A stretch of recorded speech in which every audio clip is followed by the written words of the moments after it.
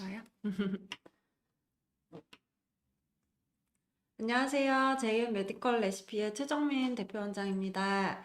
자, 벌써 2주라는 시간이 흘러서 또 라이브 방송을 이렇게 하게 되었는데요. 오늘은 제 저가 늘 비만을 주로 진료를 보고 있는데 비만이 생기는 여러 가지 원인들이 있잖아요. 이제 그중에서 호르몬이 굉장히 중요한데 오늘은 그중에서 부신 호르몬이라고 하는 좀 생소하지만 비만이나 체지방을 줄이는 데 있어서 너무너무 중요한 호르몬이거든요. 그래서 이 호르몬에 대해서 좀 간단히 설명드리고 또 이 비만과 호르몬에 관한 여러 가지 질문들을 실시간으로 받아보고 또 답변 드리는 시간 갖도록 하겠습니다.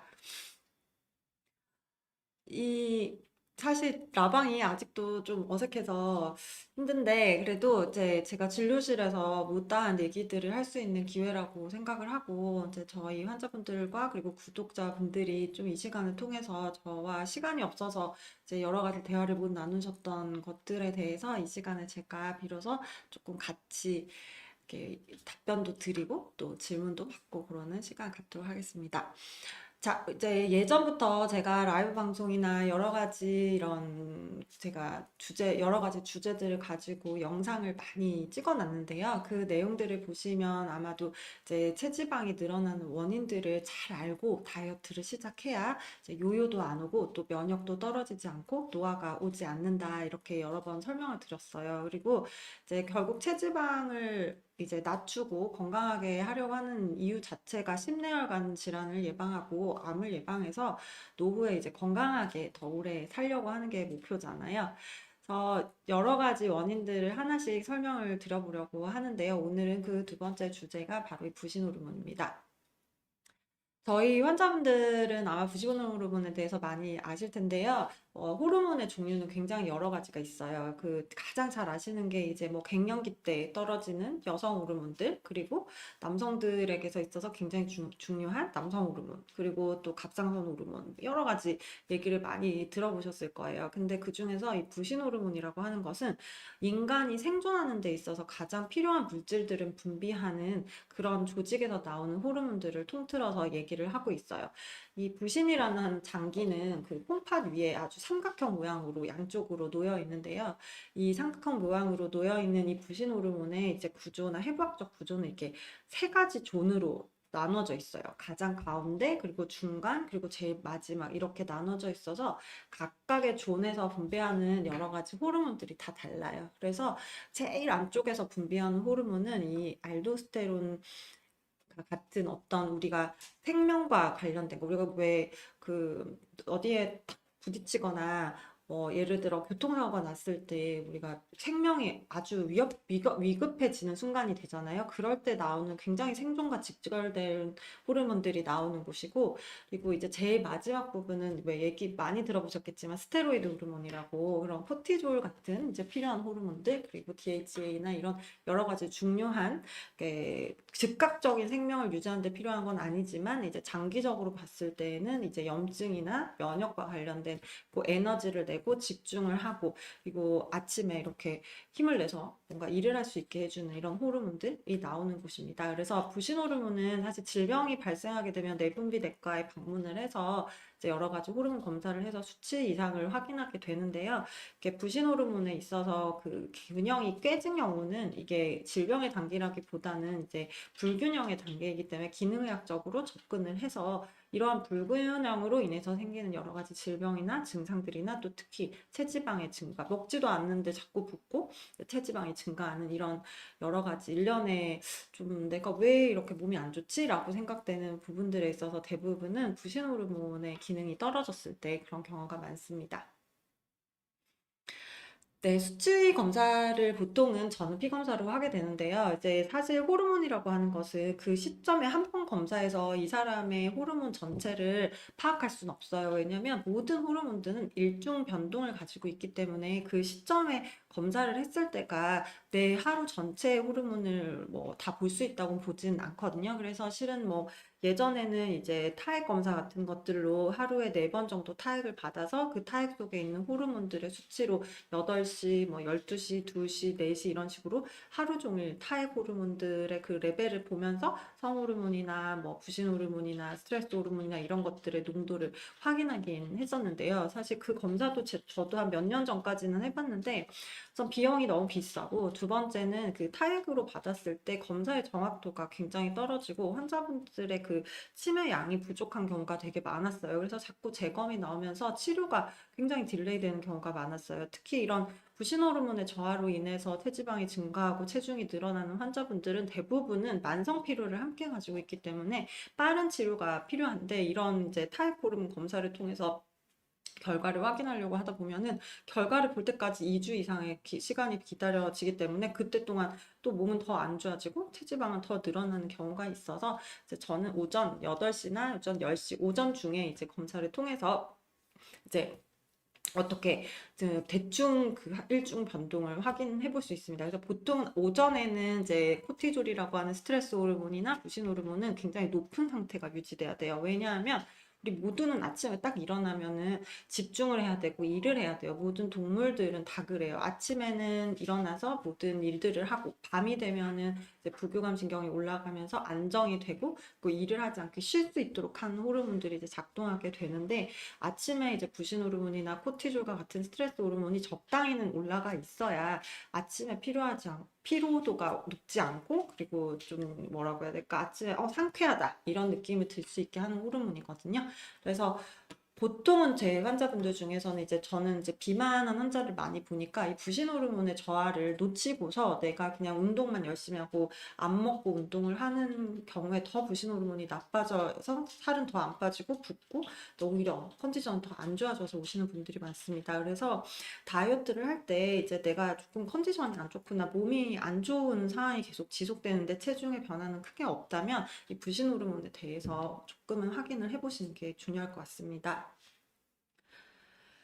네, 그리고 저희가 사실은 만성 피로와 비만은 같은 말이다. 제가 늘 라방에서도 말했고 여러 가지 영상에서도 말했죠. 왜냐하면 에너지를 쓸 수 있는 재료를 에너지로 잘 쓰지 못하기 때문에 피로도가 생기고 또 먹은 음식들이 에너지를 쓰지 못하고 지방으로 저장되기 때문에 체중이 늘어나요. 그래서 결국은 에너지를 효율적으로 쓰지 못할 때 비만과 만성 피로가 생기는 거거든요. 그래서 이때 가장 중요한 게 지난번에 말씀드렸지만 미토콘드리아의 기능을 개선시키는 에너지 공장의 효율을 높이는 게 중요하고요. 두 번째는 이제 부신 호르몬입니다. 부신 호르몬은 보통 아침에 피 검사를 통해서 볼 수 있는데요. 제 환자분들은 아시겠지만 그 DHEAS라고 하는 검사를 제가 보통 하게 됩니다. 그래서 DHA라고 하는 부신 호르몬은 DHS라고 하는 형태로 이제 활성화돼서 일을 하게 되는데요. 이 DHEAS라고 하는 것은 이제 150 이상, 많게는 젊은 분들은 한 200까지도 되어 있는 게 정상입니다. 근데 보통 100 이하로 떨어져 있을 경우에는 만성 피로를 느끼고 그 다이어트를 죽어라 하는데도 살 안 빠지는 경우에는 부신 호르몬의 저하가 있는 경우가 상당히 많습니다. 부신 호르몬을 그럼 어떻게 하면 개선할 수 있을까? 그 떨어지는 원인을 알아야겠죠. 모든 치료는 의학적으로 원인을 알아야 치료가 나올 수 있습니다. 그래서 현대 의학적으로 치료가 되지 않는 많은 증상들은 사실 원인이 밝혀져 있지 않기 때문에 치료가 안 되는 경우가 되게 많습니다. 근데 부신 호르몬이 떨어지는 가장 흔한 원인은 예전부터 제가 많이 말씀드렸지만 교감신경의 증가예요. 그러니까 긴장도가 높은 상황이 굉장히 오래됐을 경우에는 이 부신 호르몬이 쓰다 못해 이제 고갈이 되는 상태가 돼요. 이것을 이제 미국이나 다른 나라에서는 아드레날 퍼티그라고 해서 부신 피로라고 이제 진단명을 붙이고 있습니다. 그리고 특히 이 부신 호르몬이 요새는 왜 이렇게 각광을 받냐면 우리가 수명이 되게 길어졌잖아요. 그래서 60대, 70대 초 이럴 때 이제 수명이 끝날 때에는 사실 성호르몬이나 다른 호르몬들로만으로도 충분히 그 생을 건강하게 살다 마무리할 수 있었는데 이제 우리 생이 80대, 90대까지 이제 길어지다 보니까 성호르몬이 떨어지고 여러 가지 호르몬들, 뭐 성장 호르몬이나 우리 몸에서 잘 나와야 되는 호르몬들이 떨어져 내려갈 때 그 호르몬들 대신해서 커버해줄 수 있는 호르몬이 노후에는 굉장히 중요해졌습니다. 그게 바로 부신 호르몬이고요. 그 부신 호르몬은 요새는 전 세계적으로 논문으로도 많이 얘기하고 여러 학회에서도 얘기하지만 이제 노후에 가장 중요한 남녀노소에겐 가장 높게 유지되어야 한 건강에 필수적인 호르몬이라고 얘기를 하고 있습니다. 그래서 저는 사실 중고등학생들부터 시작해서 7, 80대 노인분들 저는 뭐 가정의학과니까 정말 생애 전반에 걸친 많은 환자들을 뵙고 있는데요. 이분들에게 있어서 저는 가장 중요하게 이제 부신 호르몬의 기능을 무조건 높여놓는 걸 목적으로 하고 있습니다.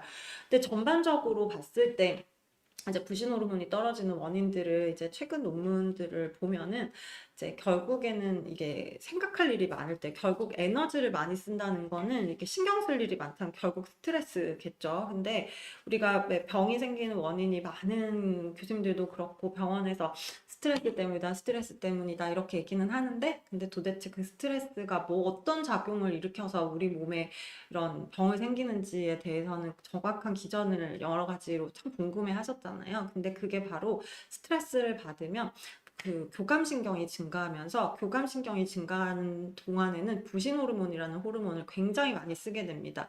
왜냐면 부신 호르몬은 생존에 필요한 호르몬이기 때문에 긴장도가 높은 상태에서는 내 몸이 그 생존에 불리하다는 생각을 계속 우리 몸이 시그널을 받게 됩니다. 이렇게 되면 당연히 부신 호르몬을 자꾸 꺼내서 쓰면서 생존에 유리한 방향으로 갈 수 있도록 하죠. 근데 그게 보통은 뭐 지금 아침 8시부터 오후 5시까지는 좀 이렇게 교감신경이 증가돼서 이제 경각심을 갖고 집중력을 가지고 일을 할 수 있어야 되지만 6시가 넘어서는 이제 그런 교감신경이 떨어지면서 좀 안정화되고 생각이 정리되고 좀 쉬고 이렇게 되면서 이제 부신 호르몬이 이제 세이빙 되는 시간이 필요한데 사실 현대 사회인들이 저녁 늦게까지도 계속 저 같은 경우도 집에 가면 이제 또 아이도 봐야 하고 또 못했던 업무도 해야 되고 집안에 있었던 일들도 정리해야 되는 일이 있으니까 이게 뭔가 긴장도를 낮출 수 있는 시간들이 잘 없습니다. 그리고 이제는 또 여러 가지 경기도 안 좋고 막 건강에 문제도 많으니까 수면의 질도 안 좋아지시는 분들이 굉장히 많거든요.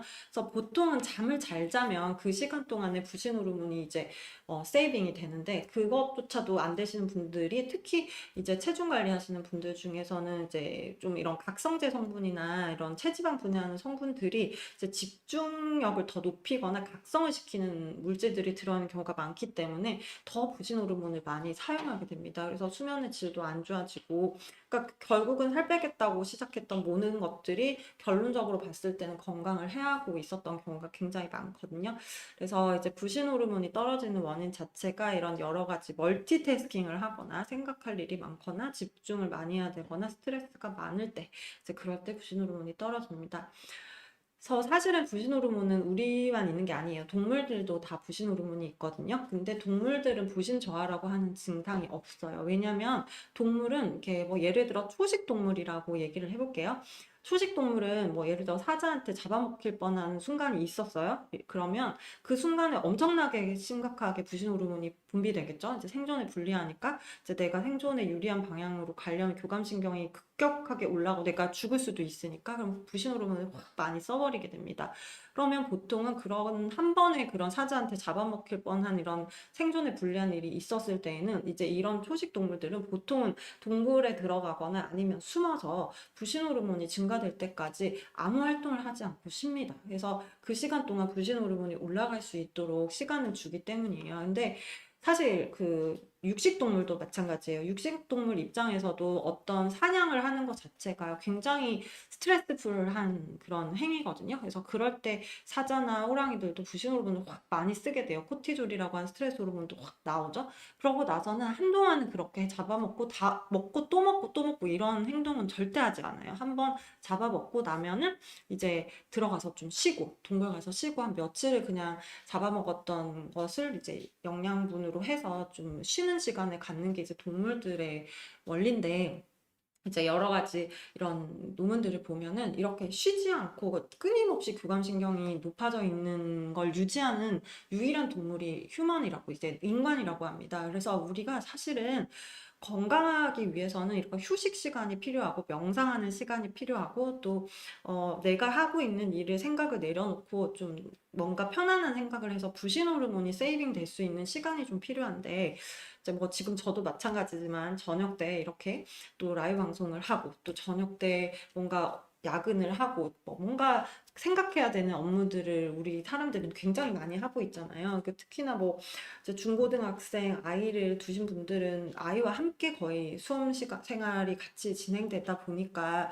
더더욱 부신 호르몬이 떨어지는 경우가 많습니다. 그래서 이렇게 떨어지는 원인 자체를 해결하는 게 사실은 어렵죠. 내가 뭐 수험생 엄마인데 애를 공부 안 시킬 수는 없고 또 내가 뭐 늦게까지 일을 해야 되는 직업인데 그 직업을 내려놓을 수는 없고 스트레스를 줄이라고 하는데 내가 막 이게 무슨 노력을 해갖고 버튼 끄면 스트레스가 줄어드는 건 아니기 때문에 그래서 이제 떨어지는 부신 호르몬을 좀 채워줄 수 있는 치료들을 같이 하면서 건강 관리하고 체지방 관리하는 것이 더 중요합니다. 근데 이 부신 호르몬이 떨어지게 되면 문제가 뭐냐면, 이제 생존에 필요한 호르몬이잖아요. 그러니까 이게 점점 더 고갈되게 되면은, 나중에는 이 항아리의 부신 호르몬이 이제 바닥을 치는 순간이 옵니다. 그래서 어느 정도 있을 때는 사람들이 못 느껴요. 그냥 오히려 더 체력도 있는 것 같고, 내가 피곤함을 못 느끼다가 어느 순간 이 항아리에 있는 부신 호르몬이 바닥을 치게 되면 굉장히 피곤함을 느끼고, 아침에 일어나면 낙지처럼 막 이렇게 바닥에 들어누워서 도저히 못 일어나겠다 이런 생각이 드는 경우가 굉장히 많습니다. 그래서 이제 그럴 때 뭐 바카스도 먹어보고 이렇게 각성제도 먹어보는데 아까 말씀드렸듯이 이제 부신 호르몬을 악화시키는 건 각성, 긴장 이런 것도 있잖아요. 그러니까 악순환이 되는 거예요. 그 순간은 번쩍해서 각성제가 들어가니까 이런 바카스나 뭐 불스띵 이런 것들 먹으면 그 순간은 이제 탁 힘이 나지만 결과적으로는 부신 호르몬을 더 고갈하는 방향으로 가고 있거든요. 그래서 나중에는 이제 그런 걸 먹어도 힘이 없고 나중에 수면 장애가 오고 이제 기분도 우울해지고 체력이 딸리면 사실 우리가 기분도 안 좋아지잖아요. 결국 우울증이나 이런 것들, 그러니까 업무 능력의 저하도 결국은 체력의 저하거든요. 그래서 이렇게 되면서 이제 정신과를 방문하게 되고 이제 정신과를 방문하면 당연히 교감신경을 떨어뜨리는 그런 안정제들을 처방받게 되잖아요.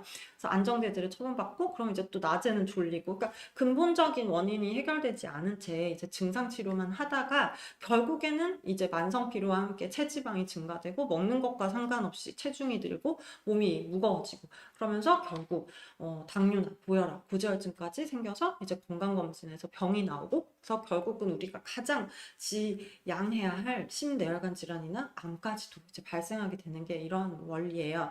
그래서 물론 부신 호르몬이 모든 원인은 아니지만 여러 가지 시스템에서 환자분들이 이제 또는 이런 구독자분들이 몸이 안 좋아지는 신호들이 있는데 질병으로 가기 직전까지는 사실 병원에서 진단하기가 어렵죠. 그래서 이런 기능의학을 잘 활용해서 내가 병이 생기지 않게 기능의학을 좀 전문으로 하고 있는 주치의와 함께 나의 부신 호르몬은 괜찮은지 뭐 비단 부신 호르몬뿐만 아니라 저는 이제 다른 것들도 다 보지만 이제 부신 호르몬도 굉장히 중요한 역할 중에 하나다 이렇게 생각하시면 됩니다. 그 부신 호르몬이 떨어져 있는 경우에 이제 우리가 사실은 그 체지방과 비만의 3대 그 호르몬이라고 한다면 갱년기 때는 이제 성호르몬이겠죠. 그리고 남성 호르몬도 있겠고, 그리고 갑상선 호르몬이고, 그리고 마지막 하나가 사실 부신 호르몬이에요. 물론 이 세 가지는 검사로 충분히 알 수 있는 호르몬들이고요. 제가 이제 진료를 하면서 예측할 수 있는 호르몬들은 여러 가지가 있죠. 뭐 인슐린 호르몬, 뭐 글루카곤 호르몬 이런 것들은 이제 제가 진료하면서 전문적으로 접근해야 되는 거지만 요런 세 가지 호르몬은 그 의자의 삼각발이라고 생각하시면 돼요. 여기 이제 마이크도 발이 세 개잖아요. 그래서 이 세 가지가 다 균형을 맞춰져 있어야 체지방은 분해가 됩니다. 우리가 체지방은 에너지 저장고이기 때문에 몸이 안 좋고 생존에 불리하면 아무리 안 먹어도 빠지지 않아요. 적당히 빠지고 멈추는 건 체지방이 빠진 게 아니라 붓기가 빠진 거예요. 먹는 양이 주니까 소금이 덜 들어오고 소금이 덜 들어오면 우리 몸이 좀 덜 붓거든요. 그러니까 한 2, 3일 굶으면 한 3kg 정도 빠져요. 근데 호르몬의 불균형이나 이런 앞에서 말씀드린 에너지 공장의 효율이 떨어진 걸 확인하지 않고 거기서부터 더 이빨을 깨물고 안 먹고 운동을 하면 생각해보면 우리 몸은 더 생존에 불리함을 느끼니까 부신 호르몬은 더 악화되고, 그러면 더 생존에 불리해지니까 체지방은 오히려 증가하고 붓기는 더 부어지는 이게 악순환으로 가거든요. 그래서 호르몬의 균형을 정확히 알고 내가 어떤 호르몬에 문제가 생겨서 이렇게 체지방이 늘고 먹는 거에 비해서 살이 찌고 붓는지를 확실히 알고 다이어트를 시작하시는 게 최후의 요요가 오지 않고 내가 건강하게 다이어트를 할 수 있는 가장 중요한 키 포인트라고 볼 수 있겠습니다. 말을 너무 길게 해서 잠깐 질문을 받고 또 설명드릴게요. 음, 네, 보자. 지금은 조금만 내려주세요. 어, 부신 호르몬 고갈을 막기 위해 가볍게 먹을 수 있는 영양제, 처방 없이 구입해서 먹을 수 있는 보조제도 있나요? 네, 많아요. 이따가 뭐 제가 부신 호르몬을 올릴 수 있는 방법, 그리고 부신 호르몬을 떨어뜨리는 그런 교감신경을 낮추는 방법, 그리고 그걸 예방하는 방법, 또 부신 호르몬 처방하는 건 설명을 제게 다 드리겠지만, 그 가장 부신 호르몬의 효과적인 건 홍삼이에요, 홍삼. 그 안에 들어있는 글리실리질릭 애시드라고 하는 성분이 부신 호르몬을 올려요. 그래서 왜 보면은 홍삼을 먹었을 때 너무 기운이 난다고 하시는 분도 있고 부신 호르몬 먹어도 나는 모르겠다 하시는 분이 있잖아요. 이거는 부신 호르몬이 떨어져서 만성 피로가 부신 호르몬으로 인해서 발생했을 때는 홍삼을 먹으면 드라마틱하게 좀 좋아지는 느낌을 받지만 이제 내가 만성 피로가 오는 게 이런 부신 호르몬이 아니라 뭐 미토콘드리아 문제나 장애 환경의 문제거나 아니면 간의 독의 문제거나 이런 신경 전달 물질의 문제로 인해서 생긴 만성 피로 같은 경우에는 사실 홍삼을 먹어도 부신이 괜찮으니까 그게 도움을 주진 않잖아요. 그러니까 부신 호르몬이 의미가 없는 거예요. 그래서 그냥 가볍게 먹을 수 있는 건 이제 홍삼 제제들인데 그것도 또 얘기가 복잡한 게 먹는 걸로는 장애 환경이 건강하지 않으면 흡수가 잘 안 돼요. 이게 우리가 몸이 다 시스템이잖아요. 그래서 우리 장애 환경이 안 좋으면 이게 예전 영상들을 보시면 제가 장애 환경에 대해서 참 많은 얘기를 했는데 장애 환경이 좋지가 않으면 장현증이 좋지가 않으면 이제 사실은 아무리 좋은 영양제를 먹어도 장에서 흡수가 되지 않아요. 그러면 아무리 그 좋다는 홍삼을 먹어도 흡수가 되지가 않죠. 그래서 저는 보통은 제 환자들 중에서 이제 이런 부신호르몬 저하가 있으면 장 치료를 같이 하면서 부신호르몬을 올릴 수 있는 그런 아미노산 제제들이 있거든요. 그런 것들을 이제 앰플로 쓰고 또 그렇게 떨어지지 않도록 물론 이런 앰플을 쓰고 먹는 영양제들을 처방한다 해도 이게 밑 빠진 독에 물 붓기가 되면 안 되니까 교감신경이 좀 떨어질 수 있는 여러 가지 처방약들이나 또는 영양제들을 좀 처방하기도 합니다.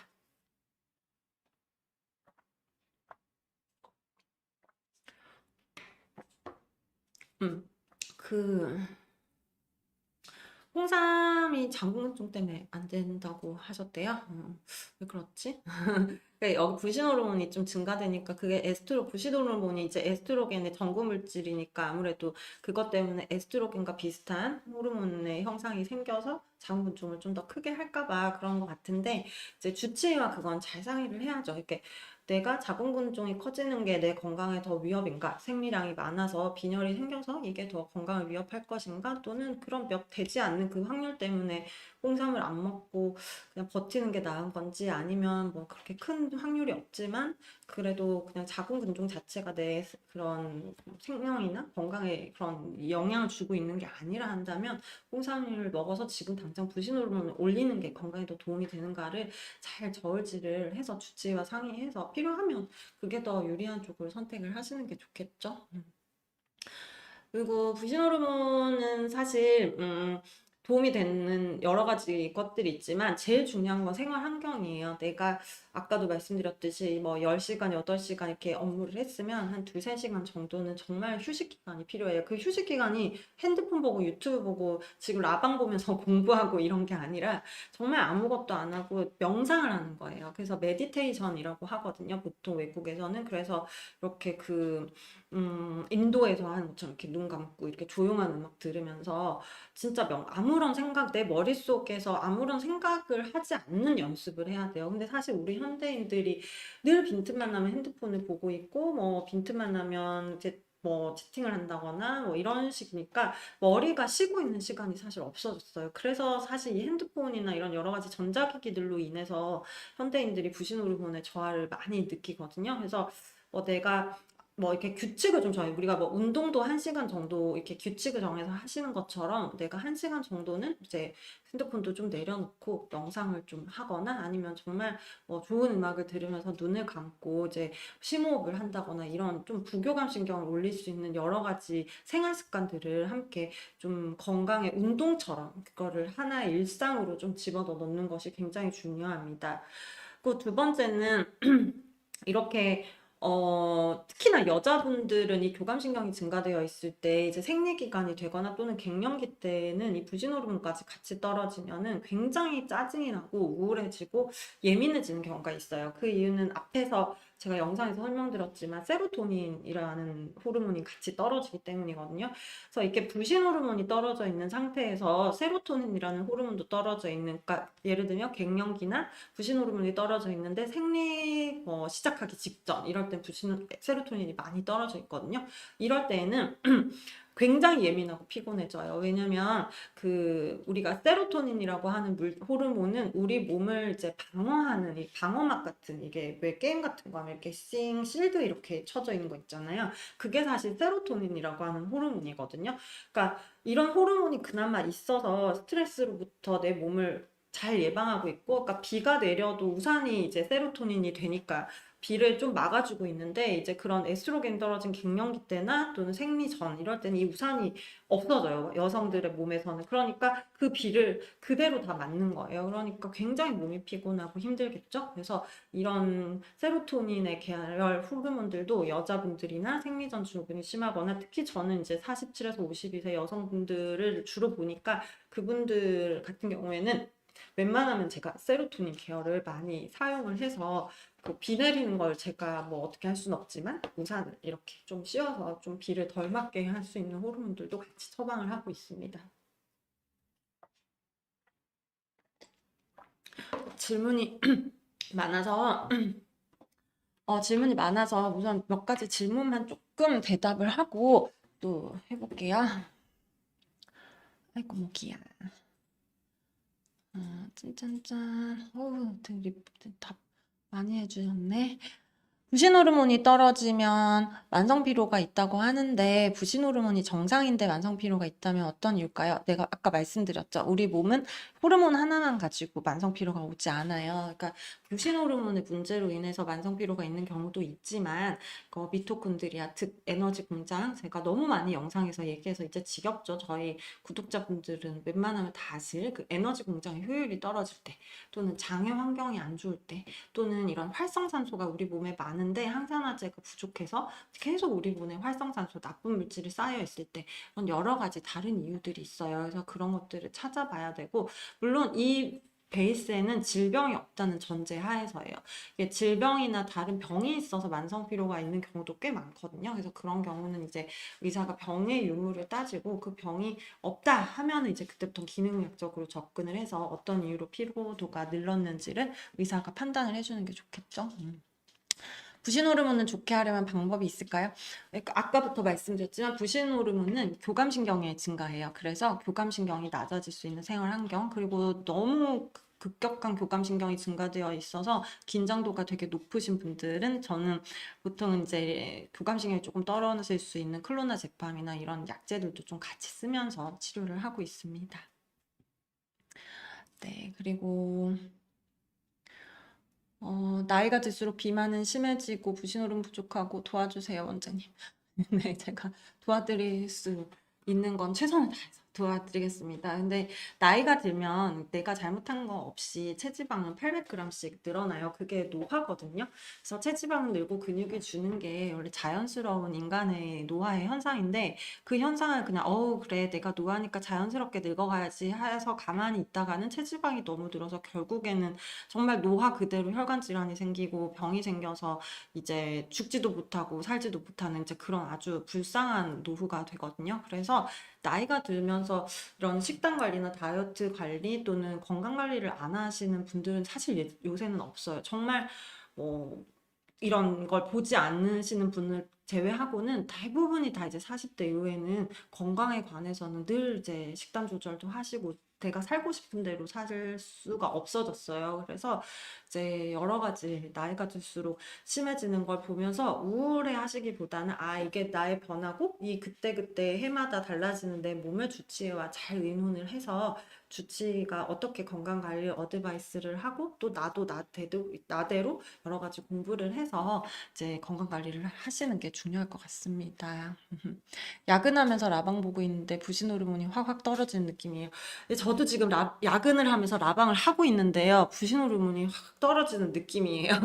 그래서 저는 근데 사실 병원에서 있으니까 이제 부신 호르몬 올릴 수 있게 이제 주사도 맞고 저희 직원들이 잘 챙겨서 이제 필요한 앰플들도 놔주고 먹는 영양제도 간간히 챙겨 먹을 수 있는데 아무래도 접근성이 또 떨어지는 분들은 한 몇 주에 한 번 이렇게 병원에 올 수밖에 없으니까 야근하시면서 되게 피로도를 느끼시는 경우가 참 많은 것 같아요. 그래서 그럴 땐 제가 또 이런 여러 가지 AD업이나 뭐 여러 가지 테아닌이나 트립토판 같은 부신호분과 관련된 영양제들을 그 환자에게 맞춰서 좀 처방을 하기 때문에 또 평소에는 그런 것들도 조금 유지를 하시는 것도 좋을 것 같습니다. 불신 영양제를 먹으면 얼굴에 트러블이 나요? 왜일까요? 불신 영양제 자체가 얼굴에 트러블이 난다기보다는 아마도 장에 나쁜 균들이 이제 되게 많은데 그 환경이 안 좋아지면서 히스타민 분비가 많아지고 이제 불신 호르몬제가 들어가면서 그게 장의 환경을 좀 나쁘게 하다 보니까 피부 트러블이 나는 거지 불신 호르몬제 자체가 피부 트러블을 일으키기는 그 구체적인 영향은 없어요. 뭐 예를 들면 호르몬제들, 뭐 여성 호르몬제들이나 뭐 피임약 호르몬제들 이런 것들은 정말 농도가 굉장히 높기 때문에 직접적인 호르몬이기 때문에 이제 뭐 여드름이 난다거나 피지 분비량에 문제를 줄 수 있지만 이 영양제 성분 자체가 사실 특히나 우리나라에서 허가된 부신 호르몬 영양제들은 그 용량이 굉장히 적기 때문에 그 영양제 자체의 문제라기보다는 그런 영양제 성분이 장의 환경을 좀 나쁘게 워낙 안 좋았던 환경이다 보니까 그 환경이 조금 변하면서 히스타민 분비가 많아지는 것 같아서 그럴 때는 이제 내원하셔서 장내 세균 치료를 좀 하시고 영양제를 드시면 그런 부작용이 조금 덜 할 것 같아요.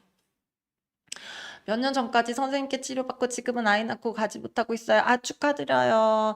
동네에서 AD 골드 처방받아 먹긴 도통 나아지지 않아요. 이게 부신 호르몬의 저하일 때 AD 골드 이런 것들을 먹으시는 게 좋아요. 그래서 또 만약에 내가 부신 호르몬 저하의 증상이 있다 하면은 한 알씩 먹어서 효과가 없다면 두 알에서 네 알까지 조금 용량을 늘려서 매일매일 한번 드셔보세요. 그러고 나서도 내가 좀 피곤하거나 이런 내 몸의 컨디션이 그렇게 좋아지지 않는다 그러면 장에서 흡수가 안 되는 거거든요. 아까 계속 말씀드렸듯이 먹는 영양제는 장의 환경이 좋아야만 그 효과가 극대화되기 때문에 그럴 때는 조금 주치의와 함께 의논을 하셔서 어떤 건강에 문제가 있는지 또는 시스템에 문제가 생겨서 무슨 불균형으로 인해서 내가 이렇게 힘든지를 좀 확인하시고 영양제를 사서 드시는 게 조금은 더 현명할 것 같습니다.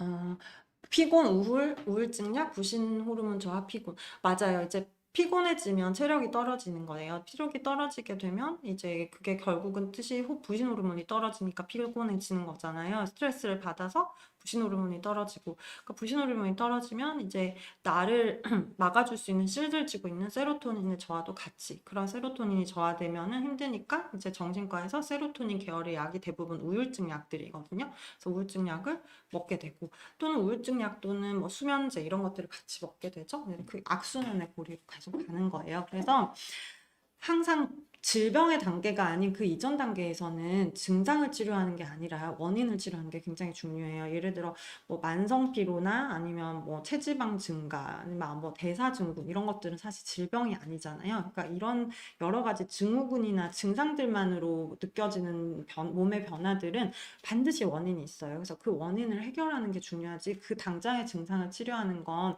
약간 수도꼭지에 물 틀어놓고 밀대걸레로 바닥에 물을 닦는 것과 다를 바가 없거든요. 그래서 내가 도대체 어떤 원인으로 이 수도꼭지가 틀어져 있는지를 확인해서 수도꼭지를 잠그는 원인을 찾아야 합니다. 그래서 그게 되게 중요합니다. 장내 환경 개선은 가능하죠. 사실 가장 흔한 거는 이제 가스가 많이 차고 여러 가지 평소에 증상들이 뭐 변비 설사가 반복된다거나 특히 이렇게 가스, 막 복부 팽만감 이런 것들이 많이 자주 발생하시는 분들은 장내 환경이 안 좋다고 볼 수 있고요. 내원하시면 실제로 검사로는 이제 장내 세균 검사를 해서 나오지 말아야 하는 장내 세균들이 있거든요. 그래서 그런 세균들을 확인해서 이제 필요하면 노르믹스 같은 장내 세균 치료제를 쓰고 또 어떤 분들은 굉장히 더러운 이런 클라스트리디움이라고 하는 혐기성 균들도 나오는 경우가 있거든요. 이제 이런 경우에는 그런 균을 죽일 수 있는 처방약까지 같이 써서 이제 장이 나빠진 환경을 개선하는 치료가 좀 필요할 수 있습니다. 부신 호르몬 갑상선 기능까지 안 좋을 때는 어떻게 살을 빼야 되나요? 사실 부신 호르몬과 갑상선 호르몬의 균형이 안 좋은 건 이제 치료가 필요해요. 이게 체중을 줄이는 건 사람이 의지의 문제가 아니거든요. 뭐 내가 많이 먹어서 살이 찐다고 해도 그것도 의지의 문제가 아니에요. 내가 왜 다른 사람보다 식욕이 더 늘어났는지, 어떤 신경 전달 물질의 불균형이 생겨서 식욕이 이렇게 다른 사람보다 많은지, 또는 배가 부른데도 왜 내가 계속 먹고 있는지, 이런 것들에 대해서 치료와 원인을 찾고 다이어트를 해야지, 내가 호르몬이 저하가 안 되지만 그래도 내가 이걸 극복해서 최선을 다해서 건강하게 다이어트를 해봐야지. 이거는 되게, 폐렴이 걸렸는데 내가, 코로나가 걸렸는데 내가 최선을 다해서 이겨내서 내 정신력으로 버텨봐야지. 이런 것과 다를 바가 없거든요. 그래서 이제 비만은 전 세계적으로 질병으로 분류가 되고 있고요. 미국은 이미 질병으로 등재되어 있습니다. 근데 내가 질병을 내 의지로 치료한다는 게 되게 말이 안 되고, 그리고 나이가 들면 들수록 대사율이 떨어지고 여러 가지 호르몬 중에 몇 가지가 이제 균형이 점점점 깨지기 시작하기 때문에 어릴 때 내가 살 뺐던 걸 생각하고 그때 내가 운동하고 딱 일주일만 굶으면 금방 빠졌어. 이런 좀 구시대적인 그런 다이어트 건강 관리 방법은 옳지 않아요. 그건 그때 20대 때나 30대 때지 지금 내가 40대가 넘어갔는데 그때처럼 그렇게 운동하다가는 그렇게 운동하고 안 먹고 뭐가 잘못됐는지 원인을 밝히지 않고 하다가는 결국엔 건강하려고 살을 빼려고 했는데 오히려 병이 생기고 또는 노화가 오거나 면역이 떨어지거나 그러는 경우가 있으니까 이제 최소한 40대 이후에 내가 노후의 건강을 위해서 체중 조절을 하고 건강 관리를 하려고 이제 다이어트를 시작하신 거면 처음에는 이제 다이어트에 관해서는 주치의와 함께 의논을 해서 원인이 뭐가 있는지 좀 그리고 건강이 해가 되지 않는 어떤 방법을 나에게 맞춰서 다이어트를 해야 되는지를 조금은 이제 상담을 하고 시작하시는 게 현명하다고 생각이 듭니다. 네, 나이 드는 것도 서러운데 너무하네요. 근데 긍정적으로 또 생각하셔야 돼요. 이제 나이가 들면서 좋아지는 건 이제 어릴 때보다는 이제 조금 그런 그 세로토닌에 반응하는 여러 환경들 있잖아요. 뭐 불안하거나 뭐 별거 아닌 거에 이제 걱정이 된다거나 어릴 때는 경험이 없기 때문에 사실 굉장히 불안도 높고 한데 이제 아시잖아요. 나이 들어서 좋은 건 조금은 젊을 때보다는 좀 마음이 편해지잖아요. 그래서 나이가 들면 이제 별거 아닌 거에 그렇게 크게 뭐 걱정이 되거나 그런 건 젊을 때보다 좀 덜하니까 그런 것들을 내가 이제 좀 컨트롤해 나갈 수 있다는 그런 장점이 있고, 그 두 번째는 이제 나이가 든다고 하는 것은 노화가 오는 거지만 그걸 거스를 수는 없기 때문에 그때그때 내가 뭘 하면 행복한지, 내가 뭘 하면 부교감 신경이 올라가서 좀 몸이 편안해지는지를 잘 찾으셔서 뭐 악기를 한다거나 아니면 뭐 음악을 듣는다거나 이제는 조금 그런 내가 뭘 하면 행복하고 내가 뭘 하면 교감신경이 낮춰지는지에 대한 이런 생각이나 이런 찾아보는 것도 되게 중요할 것 같습니다. 그래서 그런 시간들을 잠깐이라도 넣으면서 가는 게 이게 나이 들면서 행복한 순간들을 만들어가는 게 아닐까 싶습니다. 원장님의 부신 호르몬 관리 겸 다이어트 궁금해요. 저는 뭐 사실 늘 다이어트를 하고 있고요. 음식도 전 워낙 이제 전 잘 아니까 이 몸이 어떻게 살이 찌고 어떻게 살이 빠지고 이런 게 이제 머릿속에 있으니까 제 증상에 따라서 아 지금 내가 좀 부신 호르몬이 떨어졌겠다. 그러니까 너무 신경 쓰는 일이 많았네. 그러면은 이제 부신 호르몬 주사제도 먹기도 하고 부신 호르몬도 그 영양제를 좀 챙겨 먹기도 하고 또는 이제 아예 업무를 좀 접어놓고 좀 쉬기도 하고 저는 중간중간에 좀 여행도 많이 가려고 해요. 이렇게 살다가 부신 호르몬 고갈돼서 죽을 수도 있겠다는 생각이 든 적이 하루 한두 번이 아니라서 그래서 요새는 제가 저도 이제 40대가 넘어가면서는 저도 막 일을 굉장히 중독적으로 했었는데 지금은 좀 내려놓고 어느 정도는 좀 시간을, 나를 위한 시간을 갖고 하면서 이제 잘 조율을 하고 있고요. 다이어트는 늘 식사 때마다 생각하고 있어요. 이 음식은 이화작용을 하겠구나, 이 음식은 동화작용을 하겠구나, 이런 게 눈에 보이기 때문에 떡볶이가 먹고 싶으면 어쩔 수 없죠. 워낙 떡볶이도 좋아하고 하니까. 근데 이제 그걸 먹었을 때, 아, 내가 이제 요거 먹은 날은 24시간은 좀 살이 찌겠구나, 이제 동화작용을 하고 있겠구나. 그러니까 내가 한 12시간 정도는 이제 탄수화물을 좀 절제해서 간이 내가 먹은 떡볶이를 다 분해할 수 있는 시간을 줘야겠다. 안 그러면 얘를 다 지방으로 저장하니까 나이가 들면 더 그 비율이 높아지잖아요. 그래서 그런 식으로 좀 관리를 하고 있습니다. 그러니까 저는 사실 딴 거보다 건강 때문에 다이어트를 열심히 하고 있습니다. 저혈압도 부신호르몬 저하랑 연관이 있나요? 저하랑 직접적인 연관은 없을 거예요. 근데 저혈압이라는 게 생각해보면 어떤 원인이냐면 뇌로 가는 혈류량이 낮아져서 그래요. 이제 밑에서 하체에서 그 정맥이 확 짜주는 힘이 있어서 위로 피가 올라가야 이제 혈압이 올라가거든요. 근데 여자분들은 하체 근육량이 적고 이제 하체 부종이 많기 때문에 이렇게 밑에서 짜주는 힘이 좀 떨어지는 경우가 많아요. 그리고 특히 이제 하지 정맥이 안 좋거나 정맥순환이 안 되는 경우에는 하체 부종이 많기 때문에 더더욱 이제 혈압이 낮아져 있는 경우가 많거든요. 그래서 그럴 때는 좀 다리를 높게 올리고 정맥순환 개선제를 좀 드시는 것도 중요하고, 특히 여자분들은 이제 하체 근육 운동이 굉장히 중요합니다. 그래서 하체 근육량이 좀 더 올라가면 저혈압이 좀 개선되는 경우가 있거든요. 근데 부신 호르몬은 결국 이 모든 것과 연결돼 있죠. 하체 부종, 정맥순환 개선, 이런 모든 게 결국은 부신 호르몬이 안 좋아졌을 때 나타날 수 있는 증상이기 때문에 부신 호르몬이 안 좋으면 저혈압이 나타나는 경우도 있습니다. 근데 또 부신 호르몬이 안 좋은 경우에는 저혈압이 직접적으로 나타나는 건 아니지만 또 부신 호르몬 자체가 약간 혈압을 올리는 기능이 있거든요. 그렇다 보니까 부신 호르몬이 낮아져 있거나 뭐 또는 알도스테론 같은 게 좀 떨어져 있는 경우에는 혈압이 좀 낮아져 있는 경우도 뭐 간간히 있습니다. 하지만 이게 뭐 부신 호르몬을 먹는다고 해서 저혈압이 해결되고 이런 문제는 아니에요. 그냥 아주 여러 가지 저혈압을 일으키는 원인들 중에 하나는 될 수 있다, 이렇게 생각하시면 될 것 같아요. 네, 질문을 많이 하셨군요. 지금은 이제 40분, 5분 정도 좀 정리를 하고, 또 2주 후에 라방을 하겠습니다. 저도 부신 호르몬을 저장해야 되니까. 그 정말 많은 환자분들을 제가 매일매일 뵙고 있어요. 근데 너무 안타깝게 내가 어떤 이유로 몸이 안 좋은지에 대해서 정확히 알지 못하고 그냥 겪어 나가시다가 병이 생기시는 분들이 너무 안타까워요.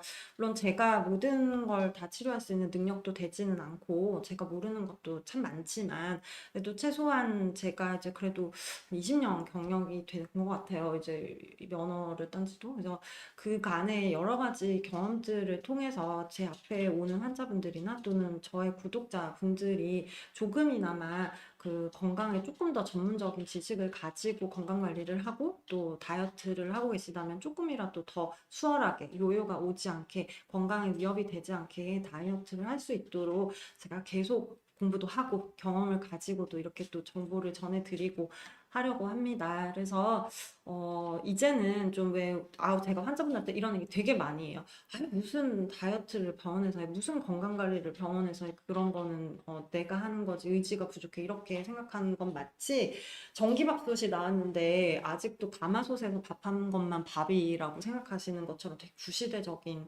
생각이거든요. 그래서 뭐든 저는 전문가에게 좀 맡기는 건 좋다고 생각해요. 그래서 병원이 멀고 오시는 건 힘들다면 이렇게 유튜브를 통해서 좀 경험이 많은 전문가들의 의견들도 조금 들으시고, 물론 이제 잘 판단하셔서 이제 들으셔야겠지만, 왜냐면 이게 내용이 또 나에게 맞지 않는 경우도 있잖아요. 그러니까 나에게 잘 맞는 건강 정보를 좀 잘 숙지하셔서 최소한 나이가 들어서 오래 사는 건 아니어도 건강하게 살 수 있도록 좀 도움이 되는 영상들을 많이 준비하고 싶습니다.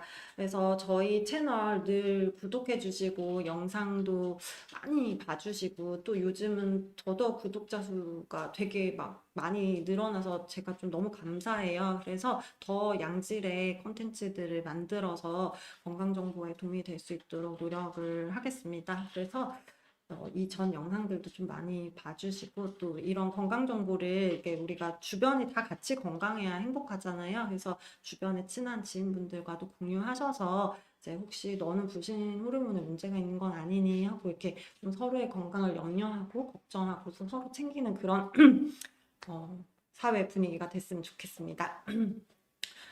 제가 오늘 말을 너무 많이 해가지고 제 목소리가 가려고 해요. 자, 다음 라이브는 8월 7일 오후 8시에 제가 다시 이 자리에서 얘기를 할 거고요. 그때 또 못다한 질문들이 있으시면 언제든 편하게 질문하시고 이 영상이 끝나면 이제 영상으로 또 업로드 되거든요. 그래서 거기 댓글 달아주시면 저희 직원분들이 댓글을 다 정리해서 저한테 가지고 와요. 그럼 제가 또 답변을 뭐 빠르진 않지만 바로바로 드릴 테니까 언제든 건강에 대해 궁금한 거 있으면 편하게 물어보시고요. 다음번에는 제가 소아 비만에 대해서 소아 청소년기의 비만에 대해서 좀 얘기를 해보려고 합니다. 물론 소아 청소년과 전문의 선생님들이 더 이제 많이 보고 계시겠지만 또 가정의학과 의사이기 때문에 저는 가족들을 건강을 챙겨야 하기 때문에 이런 소아 청소년을 함께 하고 계시는 이제 부모님들이나 또는 청소년들이 봤을 때 어떻게 어릴 때 건강 관리를 하면 좋은지 또 잘 먹으면 키로 가는 거 아니야? 라는 생각을 가지고 계시는 이렇게 큰일 날 생각을 가지고 계시는 조금 과체중인 아이들을 데리고 키우고 계시는 그런 부모님들이나 본인들을 위해서 제가 건강 정보를 조금 준비해 볼 테니까 8월 7일에 오후 8시에 제가 또 여기서 소아 비만에 대해서 설명드리도록 하겠습니다. 오늘 라방은 여기까지 하시고요. 하시고요래. 하고요. 전도 이제 퇴근을 해야겠습니다. 그래서 오늘 저녁도 즐겁게 지내시고 이제 10시 넘어서는 조금 유튜브 내려놓으시고 그냥 이렇게 명상이 될 수 있는 잔잔한 클래식 같은 걸 들으면서 오늘 하루 내가 어떻게 지냈는지 좀 반성하고 일기도 좀 쓰고 저는 일기도 참 많이 쓰는 편이에요. 그 시간이 또 이게 명상이 되니까 내 자신도 좀 반성할 수 있고 해서 그런 시간들을 오늘 한번 가져보시는 게 건강에서 도움이 될 것 같습니다. 네, 오늘 시간 내주셔서 너무 감사하고요. 혹시 구독 안 하고 계시는 분은 없으시겠지만 구독 좀 꼭 부탁드리고 좋아요, 알람 설정도 부탁드립니다. 네, 좋은 밤 되세요. 감사합니다.